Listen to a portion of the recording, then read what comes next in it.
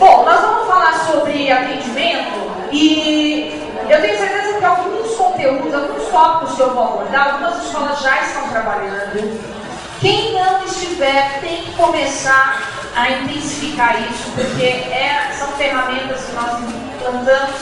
Eu já tenho colhido muito resultado de escola que estão efetivamente praticando, utilizando essas ferramentas e que já começaram a colher bastante resultados. Então, é funcional, é prática. No primeiro momento parece até ser extremamente complexo. Nossa, quanta coisa a ser feita. Não, mas uma vez implantado, gente, gera processos organizacionais muito importantes para a equipe de atendimento. Principalmente vocês que entram agora numa época de alta sazonalidade. E aí está todo mundo de cabelo em pé, desesperado, em pânico. O que vai fazer, como vai fazer? Tem muita gente, quem que atende? Chama todo mundo para atender. E aí que a gente vai falar, mas é que todo mundo está preparado para atender? Não adianta encher de gente para atender e as pessoas não estarem capacitadas. Primeiro, o roteiro de comunicação, o roteiro de atendimento. Gente, tem gente que fala assim, mas isso é muito engessado. Não é engessado. Existe uma lógica para isso existir. Nós não criamos aleatoriamente. Nós pesquisamos, fizemos estudos e a partir disso nós detectamos essa necessidade. Então é fundamental que a gente comece a exercitar isso. Eu tenho relatos, muitas vezes as pessoas falam, olha, realmente esse tipo de atendimento me deu um suporte melhor, eu tive uma receptividade maior do cliente, eu consegui conquistar o cliente, eu consegui me aproximar melhor dele, ele estava arredio, redundante, e aí as relações vão se construindo. Então, para tudo isso existe uma lógica. Então, nós vamos começar com um assunto que a gente já falou algumas vezes. Primeira coisa que eu coloco sempre, eu vou abrir com esse conteúdo para a gente chegar no nosso objetivo de hoje. O medo. Todo mundo já sabe, todo mundo tem esse sentimento, todo mundo sabe como lidar com isso ou não, quando você está sob ação do medo. O medo na nossa realidade, no nosso dia a dia, independente da circunstância, ele compromete, ele atrapalha o registro, a captação de informações, a documentação das informações no nosso cérebro. Então, quando eu estou sob ação do medo, qual é o sentimento que eu tenho? De repulsa. Eu quero me afastar daquilo que é novo, que me incomoda, que me gera um sentimento de medo. Ninguém gosta de sentir medo, porque quando eu estou com medo, eu estou numa condição da insegurança. Quando eu não tenho segurança sobre o que eu estou vivenciando, eu quero fugir daquilo, porque me tira de uma zona de conforto, que é onde eu me sinto segura. Então, pensando nisso, o que a gente fala? É importante que nós consigamos quebrar esse medo. Eu não sei se meu cliente é nosso, não tem detector para dizer, olha, esse tem medo, esse é chato, esse é agressivo, esse é zen. Não tem. Nós que temos que ser esse filtro. Só que para eu ser esse filtro, eu preciso o quê? Me envolver com esse cliente. E para me envolver, o que eu tenho que construir? Os vínculos afetivos. Por isso que eu bato de novo nessa tecla, a gente vai falar mais brevemente sobre os vínculos, que já é de conhecimento de todo mundo, para que eu possa entrar no conteúdo efetivo do nosso encontro. O medo, ele afeta, dentre outras áreas do meu corpo, a região do hipocampo, que é onde nós consolidamos informações, registros ao longo prazo. Pensando nisso, se eu estou sob o medo, a capacidade de funcionamento dessa área do meu cérebro se torna lenta. Ele não produz a quantidade necessária de estímulos para que eu faça o registro efetivo do que for importante para mim. Então, quando eu estou com medo, eu não tenho a absorção total da informação. Nós já temos uma dificuldade enorme de registrar as informações, porque nós temos muita informação para registrar. Se eu ainda estou sob a ação do medo, que pode dificultar esse processo, é evidente que eu posso entrar e sair de uma escola sem perceber, e sem sair com nenhum registro sobre isso. Então, para que isso melhore, essa relação com o meu cliente, o que nós temos que construir? Os vínculos afetivos. E aí, a partir desses vínculos, a gente começa a trabalhar o quê? Movimento corporal. Ir em direção, a gente vem batendo muito sobre isso. Ainda vejo muita gente sentada no atendimento. O cliente entra e é recebido ainda de uma forma para quem está recebendo, não para ele. Gente, levante. Se possível, saia de trás da mesa quando isso é viável, porque às vezes tem estruturas que não te permitem isso imediato. Mas levante, recepcione, e tão logo você possa, saia. Se você é a pessoa que vai efetivamente fazer esse atendimento, saia da mesa. Se é uma recepção e vai encaminhar o seu atendimento para alguém, seja breve nesse acolhimento. Peça que a pessoa venha, avise o quanto antes a pessoa responsável para que ela venha logo receber esse cliente. Essa receptividade, gente, ela vai quebrando essas barreiras. Quanto menos ele se sentir inseguro, mais eu tenho condições de conseguir agregar informações, benefícios para ele. E é isso que a gente quer. Então, vá em direção a ele. Acolha. O que eu falo da ocupação? Todo mundo já sabe. Explore todos os seus espaços. Não fique limitada àquilo que o pai vem procurar. Eu fico muito restrita quando eu faço isso. E às vezes você ouve o pai falar, nossa, eu nem sabia que tinha essa área, é nova. Quando ele visita a escola depois de algum momento, que ele fez a matrícula e ele vai num evento. Ele, nossa, que área interessante, nossa, eu não sabia que essa parte pertencia à escola. Nossa, eu não imaginava que vocês tinham um espaço tão amplo. Alguém já ouviu isso? É muito comum, por quê? Porque ele não conheceu. Eu sei que tem algumas reservas, tem gente que não quer, tem gente que é resistente. Salvo essas exceções que são mínimas, eu consigo levar todo mundo dentro desse espaço. Eu tenho esse facilitador. Então, gente, é muito importante que vocês tenham essa clareza. Eu não consigo. Eu consegui 2 vezes, eu desisto. Não! Eu não posso acreditar que todos os pais sejam iguais. Eles são diferentes. Nós somos diferentes. Então não dá para criar padrões. Dá para criar estratégias para mudar alguns comportamentos. Sorriso. Está mais que provado e constatado que o sorriso é parte fundamental nesse acolhimento. É a primeira relação que eu tenho com o cliente. Então, se o meu porteiro já falhou, então se eu tenho porteiro, gente, eu tenho porteiro, tenho segurança, tenho recepção, até chegar no atendimento principal, orientem essas pessoas pelo amor de Deus.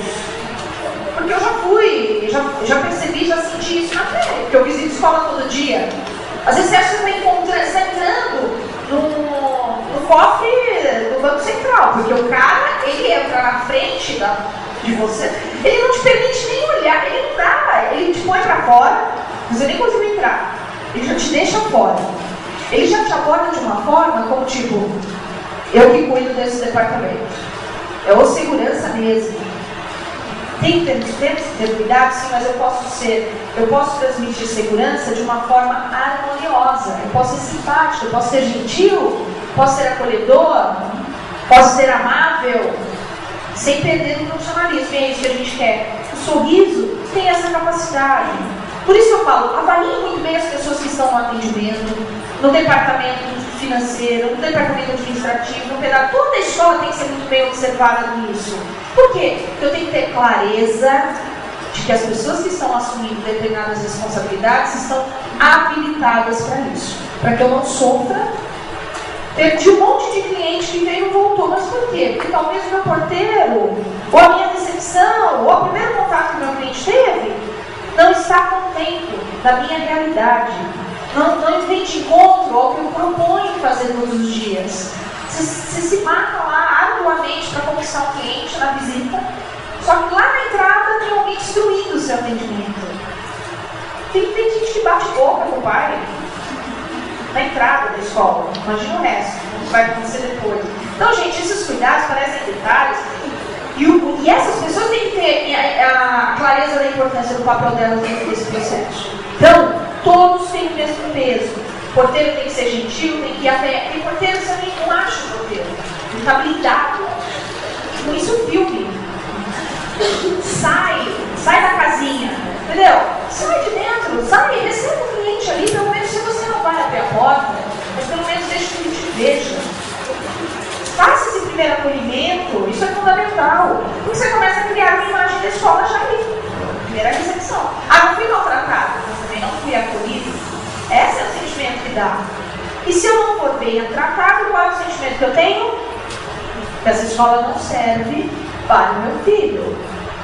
Até porque os pais buscam o quê?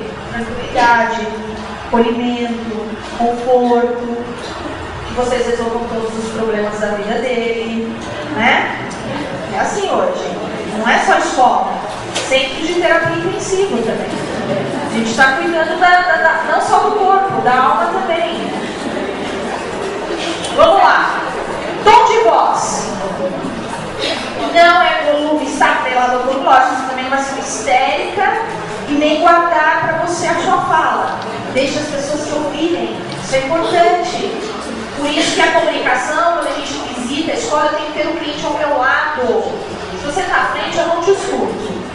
Se você está atrás, eu não te vejo. O que adianta? Não deu em nada, não atendeu nenhuma expectativa do atendimento. Então, fale próximo, deixe que o cliente te entenda. A comunicação é fundamental, gente, para eu poder ser ou não conquistada. Se eu não entender direito o que você está me dizendo, não serve para mim. Quando não gera benefício, nós não agregamos como valores. Não agreguei como valor, eu descarto. Essa escola não serve para mim. É essa visão que nós temos que ter. Então, a clareza, a comunicação eficiente, o conhecimento, que é o que nós vamos bater muito hoje aqui, do que você vai falar na sua apresentação, é de extrema importância. Então, além do tom, que é fundamental, tem que ter emoção, tem que ter alegria, eu preciso tratar pelo nome, que é tão simples, né? Mas eu vejo tão complexo, tem gente ainda usando o termo. Como tem a dificuldade de ou não perceber o nome da mãe ou do pai, fica naquela coisa de mãe e pai. Eu faço roteirização e as pessoas ainda erram. Pai, esse é o espaço. Gente, ele não é pai de vocês. E tem gente que já levou resposta atravessada por causa disso. Cuidado. Isso não é gesto de afetividade. Isso não é nada gentil. Muito pelo contrário, muita gente pode se sentir extremamente incomodada. Então, trate pelo nome por uma questão óbvia. Quando eu sou tratada pelo nome dentro do ambiente que eu me encontro, eu começo a me familiarizar e me sentir segura. Eu começo a relaxar. No atendimento de vocês não começam aquela situação de família mais difícil, a pessoa é resistente, não fala muito, e ao final ela está te abraçando e dando beijo? Por que será? Ah, ela foi com a minha cara. Adorou os meus olhos. Não, gente. É porque você criou vínculos. E os vínculos são exatamente essas ações básicas que devem começar desde a portaria, do portão, da recepção, até a finalização do atendimento. E nessa escala eu posso passar por várias pessoas. Pela coordenação, passo por sala de aula, passo pela equipe de limpeza, passo pela direção.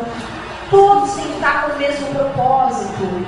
Se eu sentir resistência ou não afetividade por parte de uma pessoa, isso para mim pode ser tão significativo que eu desisto. E às vezes você nem sabe por que você perdeu um cliente. Você nem conquistou ainda. Você está em vias de conquistar. Mas na vias de conquistar você já perdeu. Então, esse cuidado não é só o atendimento que tem que ter, é a escola como um todo. Isso a gente fala, todo mundo tem que estar comprometido com isso. Mas para que isso seja algo efetivo, nós criamos alguns processos. Algumas situações necessárias.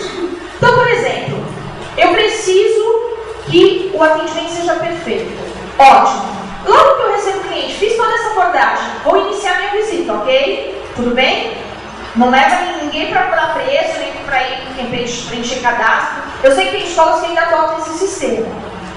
Nós deixamos muito claro que por resultados de pesquisa ficou muito efetivamente comprovado que eu fazendo o processo inverso e deixando o preço para o final, a captação de dados, eu tenho resultados muito mais efetivos. Por quê? A absorção da informação se torna mais correta. Antes de ontem, estive em Manaus e eu ouvi isso de algumas pessoas. Tem alguém de Manaus aqui?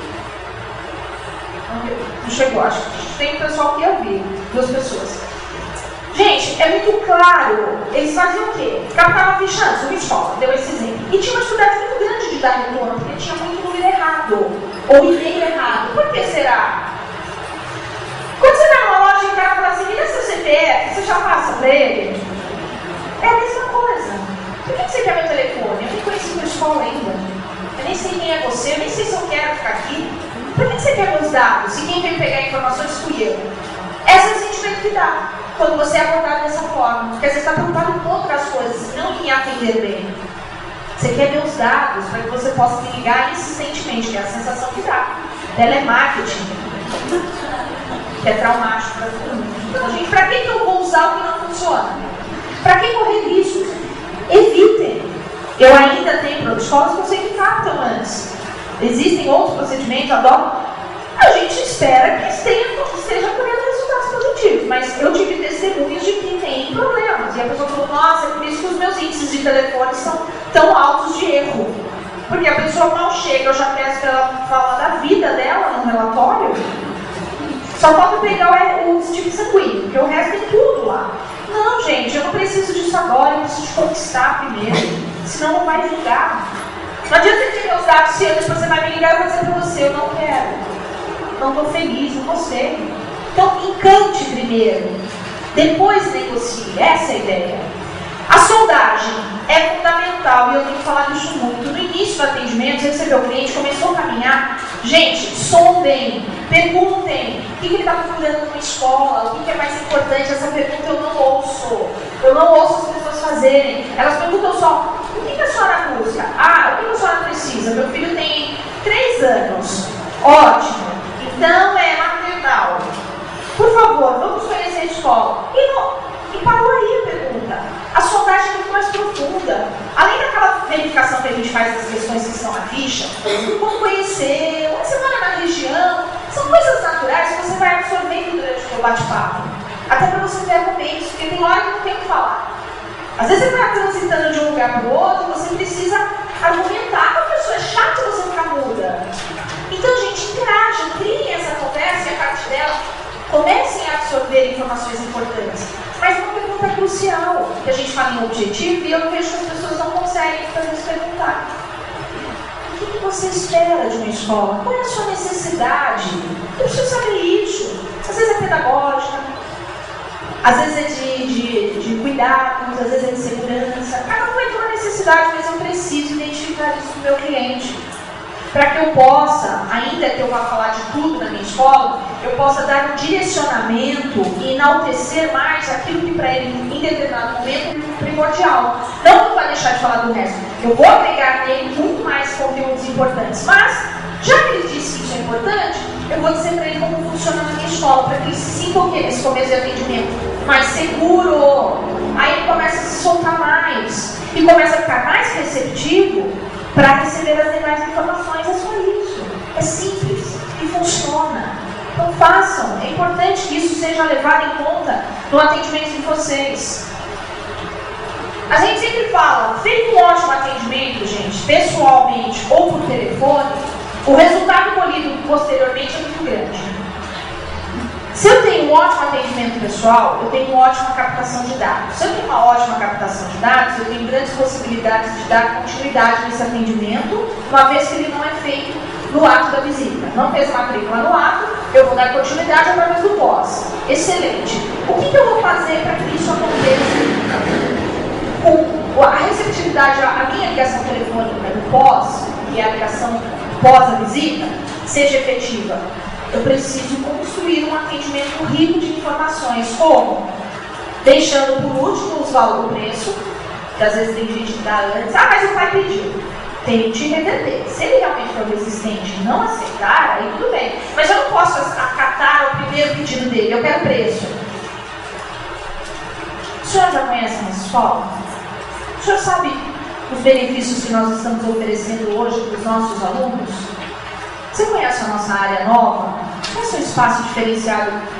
Você não gostaria, talvez, de conhecer, se você tem um filho mesmo? Talvez. Olha, eu estou sem tempo. Eu prometo que vai ser breve. E às vezes, gente, a pessoa faz isso só por resistência. É o medo de repente você conduzi-la para uma matrícula, de obrigá-la a fazer alguma coisa que ela não queira. Então eu tenho que construir isso de uma forma muito sadia. A pessoa tem que se sentir muito tranquila nessa relação. Senão, realmente não vai ter sucesso. Então, construir isso aqui é gerar benefícios, e eu vou dizer mais, quanto mais eu agrego valores ao meu produto, que são os meus diferenciais, mais eu diminuo meus índices de desconto. Essa é a tendência. Se eu começo a dar muito desconto, é porque eu não tenho o que oferecer. Porque ele vem com um monte de comparação. Mas lá tem isso. Mas às vezes eu tenho. Mas o que falta?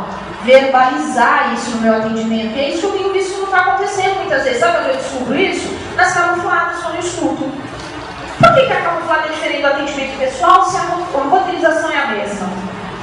Se você me encanta no telefone, como você acha que eu vou para a tua escola te conhecer? Até porque eu trabalho, eu tenho que me deslocar, eu tenho que pegar trânsito, eu tenho que chegar até o local, eu tenho que gastar, porque nesse primeiro momento é um gasto de tempo para a mãe e para o pai. Então, gente, até que ele tenha certeza de que isso pode ser um investimento, ele ligou, eu tenho que visualizar ele com uma possível matrícula também. Porque se eu der um bom atendimento telefônico, eu tenho certeza que eu vou conseguir captá-lo. Porque eu tenho certeza que eu vou criar nele uma expectativa de me conhecer pessoalmente. Na minha abordagem. No meu telefone, a hora que eu falo dos meus diferenciais. E eu vejo muita ligação que as pessoas caminham direto no preço. Pega os dados, lindo, maravilhoso, identifica o que o cliente quer e dá um pulo assim nos diferenciais. E vai lá, é trauma. Por isso não tem trauma de camuflada. Tem um monte de gente que é traumatizada. Por quê? Não tem porquê, gente. A camuflada é exatamente o meu atendimento pessoal. De uma forma objetiva e resumida. Mas é o mesmo contexto. Não muda nada. E se isso me traz resultados para tentar trazer esse cliente de volta, por que eu pulo? Por que eu não falo dos benefícios? Por que eu não enfatizo o que eu tenho de melhor? Ainda que seja por telefone de uma forma muito breve, mas é necessário. Como que eu desperto nele a curiosidade de me conhecer se eu não gerei nenhum interesse através da minha fala? Simplesmente respondi o que ele perguntou. Por isso que a gente fala, na roteirização, o cliente tem que sentir tudo isso aqui, ó. Fiz uma roteirização semana passada, 90% das salas estavam trancadas. E aí? O senhor aguarda só um momentinho que eu vou descer 50 lances de escada, vou andar uns 2 km e vou buscar a chave. Gente, ele não vai te esperar. Se você errou, não tem o que fazer. Assuma que você errou. Estou lá em cima, no terceiro andar, esqueci a chave de áreas extremamente importantes. Laboratório, ou uma área de recreação, ou qualquer outra área importante que você tem que mostrar para o pai. Ele tem que conhecer a tua estrutura para agregar valores. Mas aí as chaves não estão, está tudo trancado. Deixe molhos, reservas na recepção, no atendimento, nessa época de atendimento. Não adianta centralizar um molho de chave só, se você mantém portas fechadas. As portas fechadas têm que ter chaves de duplicidade para que a equipe que atende não corra riscos. Então, essas questões aqui têm que ser avaliadas por vocês o tempo todo. Decorar a escola, estou vendo uma escola branca. Está faltando painel nos corredores, trabalhos expostos. Ah, mas faz 2 meses que o trabalho aconteceu. Você tem algum mais recente? Não, então coloca esse, gente. Mas tem que colocar. Dê visibilidade ao cliente, deixe ele avaliar que a sua escola produz muita coisa. O pedagógico não funciona bem, é intenso. É isso que ele tem que sentir. Então, cuidado com esses tópicos, eles são importantes vocês avaliarem antes de fazer uma roteirização. Observe a sua escola se ela está entrando dentro de algumas dessas características. Observe se as pessoas que participam indiretamente do teu atendimento, que é a pessoa da limpeza que eu faço no corredor, é um professor que eu eventualmente apresento para o pai. Verifique se essas pessoas também participam desse atendimento com você. Sorrindo. Não precisa falar nada, é só dar bom dia, boa tarde. Já é extremamente gentil e um sorriso no rosto. Não quero mais do que isso. Mas quero pessoas felizes. Eu tenho entrado em algumas escolas e estou vendo gente triste. Por que eu levo esse conceito? Porque ela não está sorrindo, porque ela não deu bom dia, porque ela não cumprimentou, ela nem olhou para o cliente na passagem. Então, esse cuidado é fundamental. Está todo mundo envolvido nessa conquista. Então, gente, esses itens são de extrema importância no trabalho de vocês. Extrema importância. Fiquem atentos, usem isso aqui como um checklist mesmo. Verifique com a tua equipe. O gestor, tem bastante gestor aqui, não tem? Então, o gestor está desenvolvendo papéis hoje cada vez mais importantes dentro do atendimento. Ele é responsável para que tudo isso aconteça de uma forma muito harmoniosa e profissional. Então, vamos ficar atentos a esses detalhes, eles são fundamentais para o nosso desempenho. E aí vem os diferenciais, que eu ainda bato muito, que eu vejo ainda muita escola que falta esse subsídio do atendimento. Gente, eu não preciso ser pedagoga, sendo do atendimento, para conseguir falar da minha escola. eu preciso ter informações, eu preciso ter diferenciais, eu preciso, no mínimo, minuciosamente destrinchar esses tópicos numa linguagem bem simples, objetiva, para que qualquer pai tenha um entendimento. Mas a minha equipe de atendimento tem que ter esses primeiros 5 pontos de diferenciais para que eu possa usá-los no meu atendimento pessoal ou telefônico. Fora a descrição dos espaços, que muitas vezes também contextualiza informações pedagógicas. Então, eu não apresento uma sala de aula só por apresentar. Eu tenho que agregar valores a ela. De que ordem? Pedagógica. Tudo é pedagógico, gente, mas não precisa se desesperar. É simples. A coordenação pode auxiliar nisso. A coordenação pode dizer, aquela sala que eu visitei com o pai, qual é a finalidade dela? Eu tenho muitas salas hoje, muitas escolas são assim, tem salas hoje de aula que são multifuncionais. Você tem, às vezes, já um data show, ou você tem um computador. Se é infantil, você tem áreas, tem um canto de leitura, às vezes, na própria sala. Você tem uma área de lúdica com a criança, depende do seu espaço físico, tem espaços que já desenvolvem isso. Então, não adianta eu só apresentar como sala, até porque para o infantil, sala de aula é menos importante que o pai, na visão dele. Eu não quero meu filho sentado aqui 4 horas do dia. Só que se eu não contextualizar o que acontece dentro da sala, é o sentimento que ele vai ter. Eu vou deixar meu filho muitas horas sentado nesse espaço. E não é isso que eu quero para ele. Então, o que a gente pede? Coordenação tanto o gestor pedagógico como o gestor de comunicação, eles têm que estar integrados, eles têm que ter comunicação, vocês têm que estarem conectados, porque as informações elas têm que ser únicas. E às vezes elas se complicam. Às vezes eu tenho uma informação que está totalmente distorcida do que efetivamente o pedagógico apresenta. Então tem que ter um alinhamento. Por isso que a roteirização, uma simulação é importante. Você vai pontuando onde tem falha na fala do seu atendimento. E não é errado, ele não é da área pedagógica, ele pode ter ouvido uma informação. Às vezes a informação já trocou, e a pessoa está usando a informação antiga. Então, gente, essa sintonia entre pedagógico e comunicação e o pessoal da atendimento tem que ser constante. Se a gente não criar essa relação, nós corremos o risco de estar dando informações erradas. E eu ouço isso às vezes no atendimento quando a gente faz a coordenação. A coordenação está junto, aí ela fala, não, mas aqui não é isso. Está errado a sua fala. Não é assim que funciona esse espaço. É para isso que a gente tem que fazer uma prévia de todos os atendimentos. Agora é o momento. Dê uma volta na escola com a sua coordenação e peça que ela possa alinhar uma fala para os espaços, para que você contextualize, para que você dê vida aos espaços, além do que o pai está visualizando. Informações diferenciais são 2 situações distintas, mas devem ser utilizadas no atendimento. Informação, geralmente, eu encontro em todas as escolas. Coisas básicas, são comuns. Por exemplo, aula de balé. Aula de judô, de natação, aula de capoeira, taekwondo, o que vocês fizerem. Hoje, há anos atrás, isso até podia se tornar um diferencial dependendo da forma que eu vendia isso para o pai. Hoje faz parte, é mais uma informação que eu agrego.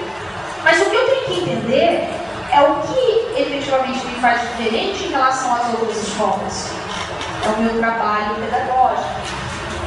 É a forma que eu trabalho os meus profissionais, é o cuidado que eu tenho em mantê-los sempre treinados, capacitados.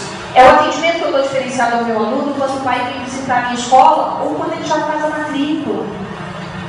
O suporte que eu tenho do meu aluno, que caso ele precise de uma ação específica, eu tenho uma recuperação continuada, eu tenho um SOS, eu tenho aulas de reforço, eu tenho tantas outras situações que podem ser abordadas como diferenciais. Então, gente, se vocês observarem, os diferenciais, eles estão diretamente ligados ao pedagógico.